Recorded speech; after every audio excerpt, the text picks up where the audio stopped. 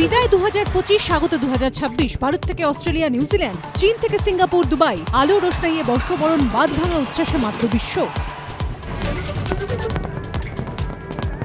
26-এর পথ চলা শুরু। দেশ থেকে রাজ্য, কলকাতা থেকে জেলা, বর্ষবরণের জমজমাট আনন্দ, দেদার হুল্লোড়।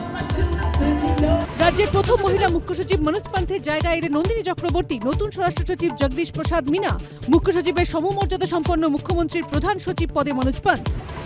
টিকিট পেতে বিধায়কদের হোম মিনিস্টারের হোম টাস্ক। 2 মাসে নিজেদের যোগ্যতা প্রমাণ করতে হবে, সপ্তাহে অন্তত 4 দিন থাকতে হবে এলাকায়, করতে হবে পথসভা, নির্দেশ অমিত শাহের। দিলীপ ঘোষের সঙ্গে একান্ত বৈঠক অমিত শাহের। ফের রাজ্য বিজেপিতে সক্রিয় ভূমিকা দিলীপ। ডাকা হয়েছিল শোনার জন্য। বিজেপির মরণকালে এখন দিলীপ নাম। কলকাতায় 28টার মধ্যে জিততেই হবে 20টিতে। বুকে লিখে নিন, এবার আমাদেরই সরকার। কলকাতার বুথ সদস্যদের বৈঠকে দাওয়াই অমিত শাহের। আমরা একদম উজ্জীবিত, আমরা সবাই একসাথে আছি। অনুপ্রবেশী এবারের ভোটে হাতিয়ার, ফের বুঝিয়ে দিলেন অমিত শাহ। কলকাতাকেও আর নিরাপদ বলে ভাবছেন না বলে সতর্ক করে রুখে দাঁড়ানোর দাওয়াই। কলকাতা ছাড়ার আগে ঠনঠনিয়া কালীবাড়ি গেলেন কেন্দ্রীয় স্বরাষ্ট্রমন্ত্রী।